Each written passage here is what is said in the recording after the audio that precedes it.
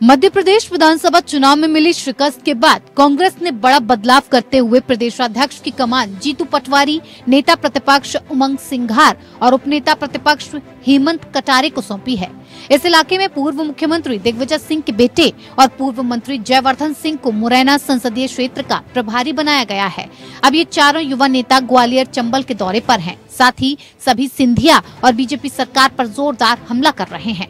प्रदेश कांग्रेस अध्यक्ष जीतू पटवारी ने कहा कि कांग्रेसी जनों का उत्साह और जोश बता रहा है कि आने वाले लोकसभा चुनाव के लिए पार्टी पूरी तरह से तैयार है और हम 20 से अधिक लोकसभा सीटों पर जीत दर्ज करेंगे।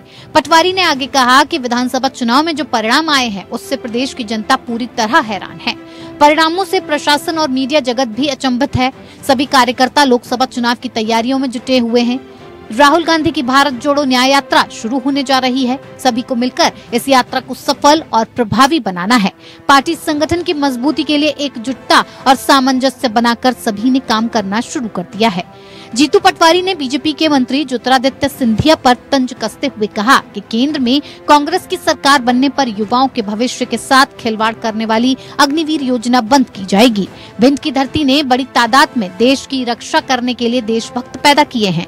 यहाँ के नौजवान सबसे बड़ी संख्या में सेना में आते हैं, लेकिन केंद्र सरकार ने अग्निवीर योजना लाकर नौजवानों के साथ छल किया है। दरअसल जीतू पटवारी कमलनाथ सरकार में उच्च शिक्षा, खेल और युवा मामले के मंत्री थे।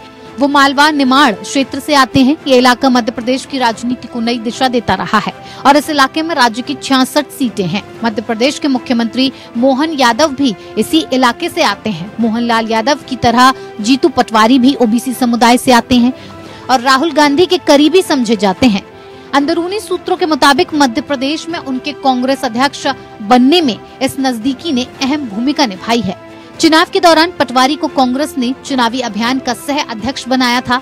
उनकी जन आक्रोश रैलियों में अच्छी खासी भीड़ जुटी रही थी। पटवारी शिवराज सिंह चौहान को पटवारी पुलिस और शिक्षक भर्ती में कथित घोटाले को लेकर घेरते रहे हैं। हालांकि इसके बावजूद बीजेपी की मधु वर्मा ने उन्हें 35,000 से अधिक वोटों से हरा दिया। दूसरी ओर विधानसभा में विपक्ष के नेता बनाए गए उमंग सिंघार ने धार जिले की गंदवानी सीट से जीत कर आए हैं। कटारे कांग्रेस नेता और स्वर्गीय सत्यदेव कटारे के पुत्र हैं। वो भिंड के अटेर सीट से जीत कर आए हैं। आपको बता दें कि मध्य प्रदेश की 230 सीटों वाली विधानसभा में बीजेपी को 163 सीटों पर जीत हासिल हुई। पूरे राज्य में बीजेपी ने 48.55% वोट हासिल किए, जो 2018 के 41.02% के मुकाबले 7.53% अधिक है। इससे बीजेपी की सीटों में जबरदस्त उछाल आया। दूसरी ओर कांग्रेस के वोट प्रतिशत की बात करें तो उसमें 0.49% की मामूली गिरावट आई। बीजेपी को मिले अधिक वोटों और इस आंशिक गिरावट की ही वजह से कांग्रेस की सीटें घटकर 66 रह गईं। Bureau report, APN. जी हाँ, तो एमपी में कांग्रेस कितनी तैयार है? युवा सोच और युवा टीम के साथ क्या कांग्रेस पार्टी भारतीय जनता पार्टी से मुकाबला करने के लिए पूरी तरह से तैयार है? ये एक बड़ा सवाल है। इस विषय पे आज हम तफसील से चर्चा करेंगे। खास मेहमान हमारे साथ मौजूद है, उनसे आपका परिचय करा देते हैं। इस वक्त हमारे साथ अनिल गोयल जी जुड़ गए हैं, बीजेपी के नेता हैं, बहुत स्वागत है आपका। राम पांडे जी इस वक्त हमारे साथ जुड़े हैं, प्रवक्ता हैं कांग्रेस पार्टी के, आपका बहुत स्वागत है। अनिल गर्ग जी हमारे साथ जुड़ गए हैं, राजनीतिक विश्लेषक हैं, आपका भी बहुत स्वागत है। राम पांडे जी, इस खास कार्यक्रम की शुरुआत आपके साथ ही करते हैं। कांग्रेस एमपी में चुनाव जीतने के लिए कितनी तैयार? ये पूरी तरह से तैयार है। चुनाव तो होते रहते हैं और परिणाम आते रहते हैं, लेकिन जो हार कर घर बैठ जाता है उसे हारा हुआ माना जाता है और उसके तुरंत बाद जो तैयारी कर दे उसे योद्धा माना जाता है। और हम पिछले कई बार से देखें, तो मध्य प्रदेश से ही देखें, 2003 से ही देख लें। 2003 भाजपा जीती, 8 में जीती, 13 में जीती, 18 में कांग्रेस जीती, 20 में उपचुनाव हुए, भाजपा जीती, 23 में फिर भाजपा जीती। लेकिन अभी राजस्थान में बीजेपी की सरकार बनी। सरकार बनने के बाद बीजेपी की तरफ से मंत्री चुनाव लड़े और अभी 4 दिन पहले बीजेपी वहां से हार जाती है। तो तब ये सबसे लेटेस्ट चुनाव यदि हम देखा जाए तो राजस्थान में जो विधायक का चुनाव हुआ है, 3 सरकारें जीतने के बाद, और राजस्थान में भारतीय जनता पार्टी के मंत्री हार जाते हैं। वो चुनाव नहीं था, उसमें एक चुनाव के दौरान एक प्रत्याशी की देहावसान हो जाता है और उनकी जगह पर चुनाव होता है। हार जीत चलती रहती है। अभी नए अध्यक्ष जीतू पटवारी जी बने हैं यूथ कांग्रेस के भी प्रदेश अध्यक्ष रह चुके हैं, वो इंदौर के जिलाध्यक्ष भी रह चुके हैं, राष्ट्रीय सचिव कांग्रेस पार्टी के रह चुके हैं। नहीं, जीतू पटवारी को अब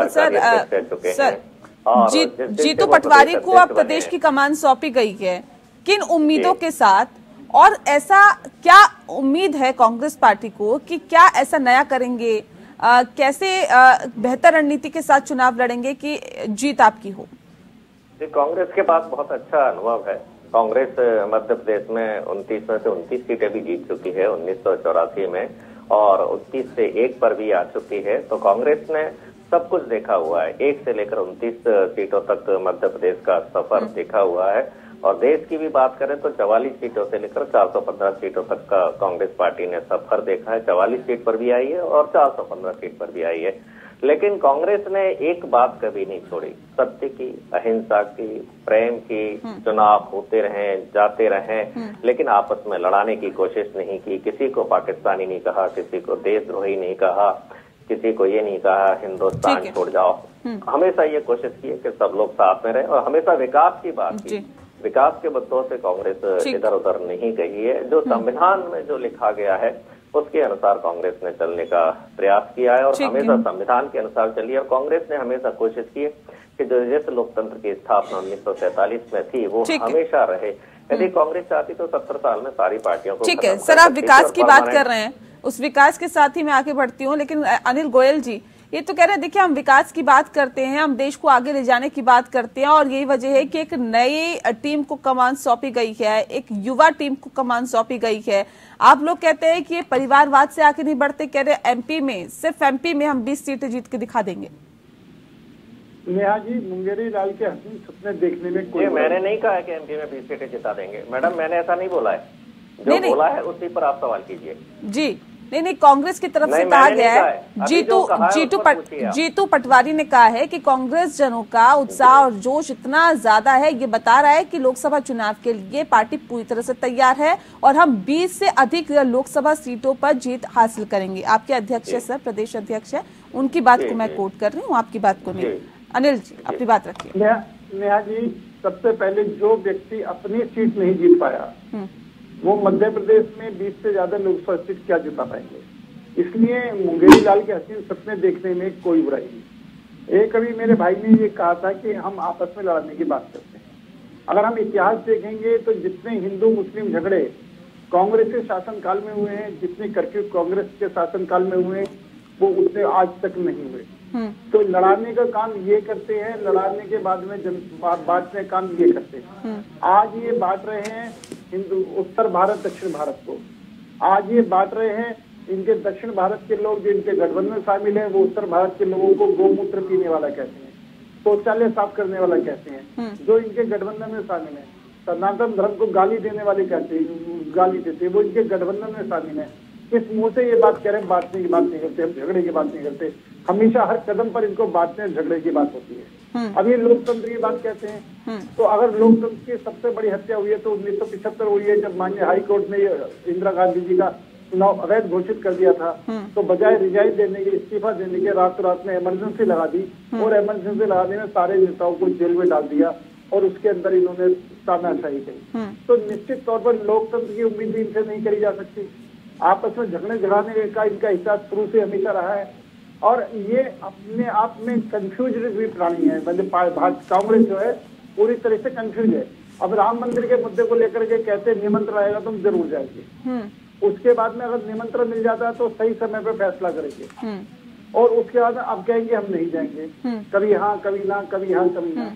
और इनके इसी मुद्दे को कांग्रेस के बड़े नेता जो हैं निश्चित तौर पर गलत बता रहे हैं, ये इनका गलत फैसला है। बहुत से लोग इनके फैसले से नाराज हैं। तो जो खुद कंफ्यूज पार्टी है, जो एयर कंडीशन में बैठ करके प्लान करती है, जनता के बीच में नहीं जाती। ठीक है, आपने कहा कंफ्यूजन है, वाकई राम पांडे जी इतनी ज्यादा कंफ्यूजन है कि कांग्रेस में कि या खुद का स्टैंड नहीं ले पाती कि हमें करना क्या है क्या नहीं करना, कैसे चुनाव जितवाएगी?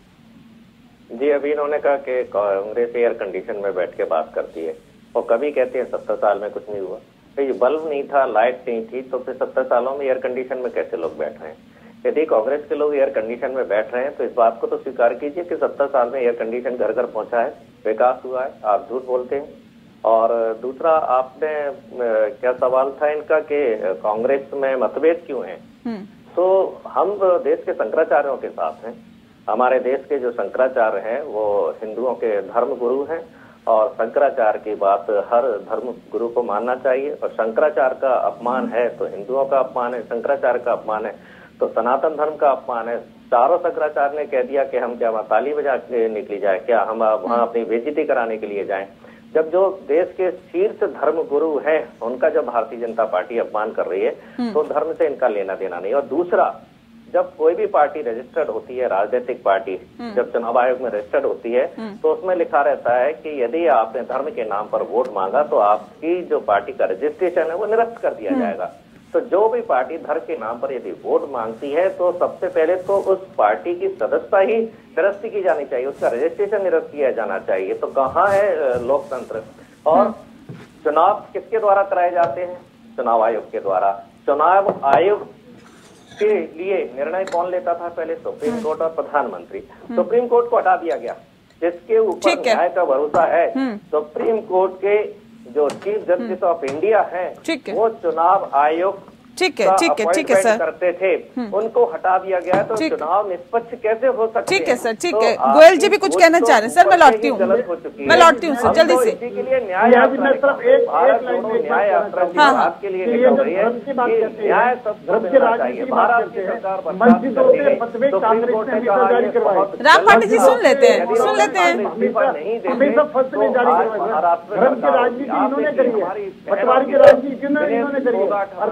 आरोप लगा रहे हैं। आप ये बताइए कि मस्जिदों से फतवे कौन सी पार्टी ने जारी कराए और इसलिए इन पर बैन लगना चाहिए और निश्चित तौर पर चुनाव आयोग में कार्रवाई की जाए। जो फतवे जारी करवाए, जामा मस्जिद से फतवे जारी कराना और मस्जिद से फतवे जारी कराना। और आज धर्म निरपेक्षता की बात करें, सबसे बड़े धर्म का सबसे बड़ी धार्मिकता पार्टी का। ठीक है एक एक करके सर, एक एक करके प्लीज। राम पांडे जी सुन लेते हैं ना।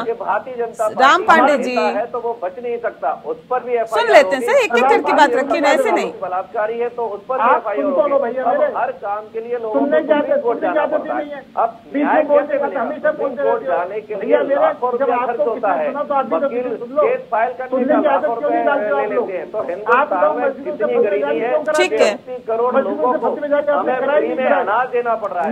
80 करोड़ लोगों के साथ ठीक है ना सर, सुन लेते हैं ना। फ्री में अनाज देना पड़ रहा है या नहीं देना पड़ रहा है, जनता को सब पता है सर। एक बार सुन लेते हैं ना, दूसरों को भी मौका दीजिए। ठीक है अनिल जी, जल्दी से। अनिल गोयल जी 10 सेकंड में अपनी बात। क्योंकि ये तो चाहते हैं कि देश के लोगों को न्याय मिले, ब्रजभूषण के साथ खड़े हुए ये बात करेंगे मंदिर की और समर्थन करेंगे बलात्कारी का। धर्म का गलत इस्तेमाल ये लोग करते हैं। आरोप भाजपा पर लगाते हैं। महिलाओं को ये मणिपुर में नंगा घुमाते हैं, जब वो महिलाएं जंतर मंतर दिल्ली में धरना देती है। नहीं ऐसे नहीं। राम पांडे जी बोलने के लिए नहीं बोलना ना सर, तथ्य के साथ बातों को रखेंगे ना, एक दूसरे की बात सुनेंगे भी, उसके बाद जवाब देंगे ना। नहीं ऐसे नहीं, प्लीज। तथ्य नहीं है। नहीं प्लीज मैडम, आपको सपोर्ट करना चाहिए। नहीं प्लीज आप देखिए ना, एक एक करके देखिए इस तरह से। राम पांडे जी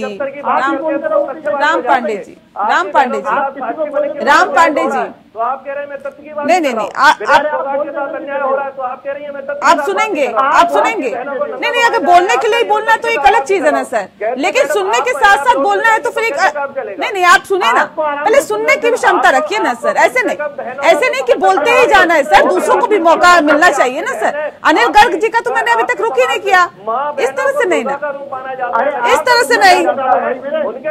राम पांडे जी धैर्य रखिए सर, थोड़ा सा धैर्य रखिए प्लीज। तो मैडम बहुत गंदी बात है, थोड़ा सा धैर्य रखेंगे सर। गर्ग जी मैडम इतनी गंदी बात का आप समर्थन कर रही है। नहीं किस चीज का समर्थन कर रहे हैं सर, किस चीज का समर्थन कर रहे हैं? मैंने आपको बोला कि थोड़ा सा धैर्य रखिए, दूसरों को भी बोलने दीजिए। आप डिबेट को पूरी तरह से हाईजैक करना चाहते हैं, ऐसा नहीं होता है ना सर, ऐसा नहीं होता है ना। राम पांडे जी थोड़ा सा धैर्य रखेंगे ना, दूसरों को भी मौका दीजिए। सवालों पे रहेंगे हम, जवाब पे रहेंगे हम। इस तरह से नहीं ना कि आपको मैं बात मध्य प्रदेश की कर रही हूँ, आप मणिपुर की बात कर रहे हैं। मैं बात मध्य प्रदेश की कर रही हूँ, आप बिहार पे पहुंच जाते हैं। मैं बात मध्य प्रदेश की कर रही हूँ, आप उत्तर प्रदेश पे पहुंच जाते हैं। सर नहीं पहुंचना ना, जिस बात का जिक्र किया जा रहा है उसी बात पे रहिए ना सर। और फिर आप कहते हैं कि आप जो है आप बातों को सुन नहीं रही हैं, आप तथ्यों को सुन नहीं, ऐसे नहीं होता सर। कांग्रेस उसके साथ क्या पूरी तरह से तैयार दिखाई दे रही है? जिस हिसाब से तैयारी भारतीय जनता पार्टी की है, चाहे मुद्दा फिर राम मंदिर का हो, चाहे फिर तमाम और मुद्दे हो जिसका जिक्र भारतीय जनता पार्टी के नेताओं की तरफ से किया जाता है। नेहा जी, चुनाव से पहले हर पार्टी को अधिकार है, वो कह सकती है कि जितनी सीटों का चुनाव होगा उसी से हम अधिकार जीतेंगे, अधिकांश जीतेंगे, सारी की सारी जीतेंगे, बहुत सारी जीतेंगे, इसमें कोई हर्ज नहीं है और करना भी चाहिए। अगर चुनाव से पहले ही कोई राजनीतिक पार्टी अपने आप को हारी हुई मान ले तो फिर वो चुनाव में जाएगी ही क्यों? फिर जीतू पटवारी के नेतृत्व में एक नई टीम वहाँ आई है। जब नई टीम आई है तो उत्साह भी नया है, तो इसमें कोई बुरी बात नहीं है कि अगर उनका मन है। और एक बात, नेताओं को कई बार पता भी होता है कि हम बहुत सारा सीट हारने वाले हैं, लेकिन जनता के बीच जाना है, अगर पहले से सिक्योरिटी कर लेंगे कि हम नहीं जीत पाएंगे तो रहा था वोट जो थोड़ा बहुत मिलने वाला वो भी चला जाएगा। तो इसलिए जीतू पटवारी अगर ऐसा कह रहे हैं तो इसमें कुछ गलत नहीं कह रहे। ठीक है, वो तो अभी आप देखो हाल में ही मध्य प्रदेश के असेंबली के चुनाव हुए हैं, उस समय भी कांग्रेस पार्टी ने कहा था हम बहुमत से जीत रहे हैं, हम राज्य में आएंगे और सरकार बनाएंगे, और बुरी तरह हार गए। तो क्या हो गया? अब आप कहें जी उन्होंने चुनाव से पहले ऐसा क्यों कहा था, चुनाव के बाद हार क्यों गए, रिजल्ट जो आया तो हार क्यों गए? ये तो होता ही रहता है। बड़ी बात ये है, अगर अपने को विश्लेषण करना है तो अपने को ये समझना पड़ेगा आखिर ऐसा नया क्या हुआ है जो 2014 में नहीं था, 2019 में नहीं था, जो अब हो सकता है 2024 में। समझने वाली बात यह है, देखिए 2014 में 27 सीटें भारतीय जनता पार्टी ने जीती, सिर्फ 2 सीटें कांग्रेस जीत पाई। 2019 में उनमें से भी 1 सीट उन्होंने गंवा दी, सिर्फ 1 सीट जीत पाई। तो अब ऐसा क्या है जीतू पटवारी जी के पास जो वो जनता को समझा पाए? क्या उनके पास लीडरशिप बदल गई है? क्या उनके पास कोई नए लीडर आए हैं? क्या उनकी रणनीति बदल गई है? क्या उनके गोल बदल गए हैं? क्या उनके पास कोई नई योजना आ गई है? तो आखिर नया क्या हुआ है जिसके दम पर जीतू पटवारी कह सके? मेरे हिसाब से तो नया कुछ हुआ नहीं है।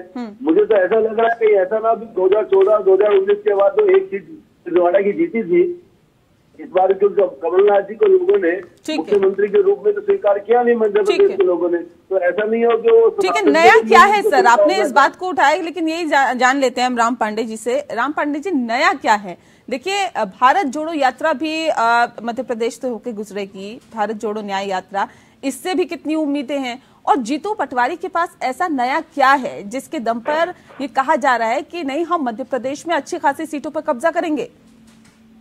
देखिए, हम हमेशा जनता को ये बताने का प्रयास करते हैं कि आपके साथ अन्याय हो रहा है। हम यदि हार जाते हैं तो कहीं ना कहीं हमारी ये कमी है कि हम बताने में सफल नहीं हुए।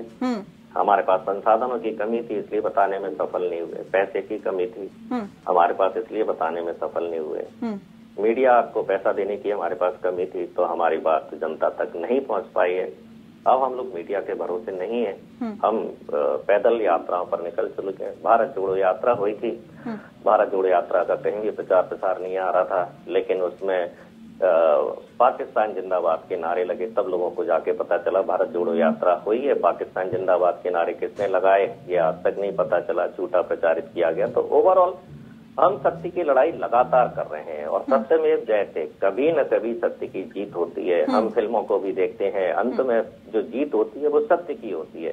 तो हमारी जो लड़ाई है वो न्याय की है कि लोगों को न्याय मिलना चाहिए, गरीबी दूर होनी चाहिए, महंगाई दूर होनी चाहिए, लोगों को रोजगार मिलना चाहिए और जो वादे लोग करते हैं वो पूरे होना चाहिए। झूठ बोलकर आप सर, अच्छा ये बताइए राम पांडे जी कि इससे पहले भी क्योंकि भारत जोड़ो यात्रा निकाली थी मध्य प्रदेश से होकर ही निकली थी, लेकिन उसका असर 5 राज्यों के विधानसभा चुनाव में देखने के लिए नहीं मिला, या यूं कहें कि कम देखने के लिए मिला। तेलंगाना में आपने जीत दर्ज की है, इसके अलावा मध्य प्रदेश में खासतौर पे अगर मैं बात करूं तो वहां पर बहुत ज्यादा असर देखने के लिए नहीं मिला।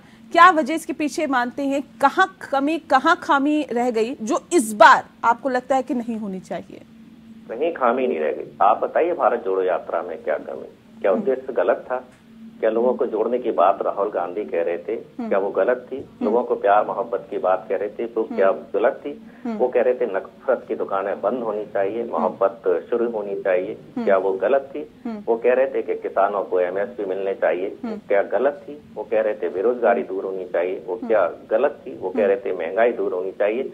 वो क्या बात गलत थी? जो भी उन्होंने कहा वो क्या कुछ गलत था? जो वो काला धन जो विदेशों से आना चाहिए वो क्यों नहीं आ रहा है? 2 करोड़ लोग, ठीक है, तो उनकी बातें तो सारी सच थी ना। अब वो बातें जनता तक नहीं पहुंच पाई। हमारे पास मीडिया हमारी खबरें नेगेटिव दिखाता है, हमारी बात जनता तक नहीं पहुंच पाती। अभी जैसे आपने कहा, गर्ग जी कुछ कहना चाह रहे हैं सर, मैं आती हूँ। 20 सीटों पर कब्जा करेंगे। जीतू पटवारी ने ये नहीं कहा कि 20 सीटों पर कब्जा करेंगे। जीतू पटवारी ने कहा कि हम 20 से ज्यादा सीटें जीतेंगे। तो हमें चलिए सर, अच्छी बात है, 20 से ज्यादा सीटें जीती आप, इसमें बिल्कुल। तो शब्दों का चयन भी कांग्रेस के लिए बहुत ठीक है। गर्ग जी कुछ कहना चाह रहे हैं सर, मैं लौटती हूँ। भैया जी, अभी मैं राम पांडे जी को सुन रहा था, उन्होंने कहा हमारे पास संसाधनों की कमी थी। 2010 साल तक सरकार चलाने के बाद 2014 के इलेक्शन में आपको सिर्फ 2 सीटें मिली मध्य प्रदेश में। आप 10 साल से केंद्र में सरकार चलाते, आपको संसाधन की कमी थी। 10 साल से मीडिया सिर्फ आपको और आपको ही दिखा रहा था, फिर आपको मीडिया ने आपकी बात नहीं सुनी।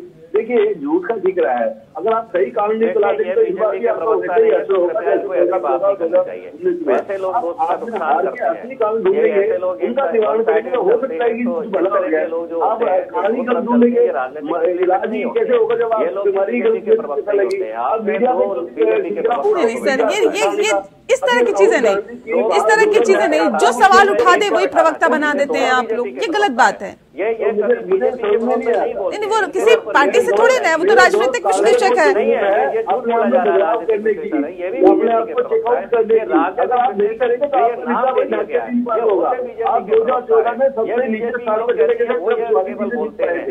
मुझे लगता है ईडी का अत्याचार हो रहा है वो गलत क्यों हो रहा है? ये नहीं पूछ सकते बनारस में जो हिंदू लड़की के साथ बलात्कार हुआ था, इन्होंने साक्षी मलिक और के समर्थन में एक शब्द नहीं बोला। इन्होंने ब्रजभूषण के विरोध में एक समर्थन नहीं बोला। 140 सांसद से बाहर कर दिए जाते हैं सांसद, उनके समर्थन में कुछ नहीं बोला। ये इतने डरपोक राजनीतिक विश्लेषक हो गए हैं आजकल, महाडरपोक राजनीतिक विश्लेषक, इनको नाम लेना ही गलत है। बहुत ज्यादा डरपोक लोग हैं। पत्रकार होता है और निडर होता है। रवीश कुमार है, निडर है। अवतार शर्मा है, निडर है। पुण्य प्रसून वाजपेयी है, निडर है। पत्रकार ऐसे होते हैं जो निडर होते हैं। देखिए, ये अजीब बात करते हैं, ये विडंबना है कांग्रेस की सर, कि अपनी पार्टी को आप रिप्रेजेंट नहीं कर पा रहे हो, पत्रकारों पर सवाल उठाने लग जाते हैं। कुछ पत्रकार आपके चरित्र हैं, उनकी आप बढ़ाई करेंगे, जो सवाल पूछ लेते हैं वो आपको खलने लग जाते हैं। ये विडंबना है सर। नहीं, अगर आप रिप्रेजेंट कर पा रहे हैं ये अलग बात है, लेकिन राजनीतिक विश्लेषक है, आप उनको प्रवक्ता बता रहे हैं, आपसे सवाल पूछ लो तो आपको दिक्कत होने लग जाती है। ये नहीं, ये बताता है कि ये दिक्कत है सर, ये बड़ी दिक्कत है सर, ये बड़ी दिक्कत है राम पांडे जी। इस पर मंथन करने की आपको जरूरत है सर। चुनाव जो हारे उस पर तो आप मंथन करिए ही करिए, इस बात पर भी मंथन करिए कि क्या जो प्रवक्ता है वो पार्टी को रिप्रेजेंट कर पा रहे हैं या नहीं कर पा रहे हैं सर। कायर है। कौन कायर है कौन नहीं कायर है सर, इस पर सोचने की जरूरत है आप लोगों को सर। सोचिए, नहीं सोचिए सर। सवाल पूछते हैं आप जवाब नहीं दे पाते हैं। सवाल मैंने आपसे मध्य प्रदेश का पूछा, आप मणिपुर पहुंच जाते हैं, फिर आप लगातार बोलते रहते हैं। नहीं, ये तरीका नहीं है ना सर, ये तरीका नहीं है। बहरहाल बहुत शुक्रिया, मेरे पास वक्त की कमी है। बहुत शुक्रिया आप सभी का हमारे साथ इस खास चर्चा में शामिल होने के लिए। पक्ष विपक्ष में फिलहाल के लिए इतना ही। नमस्कार।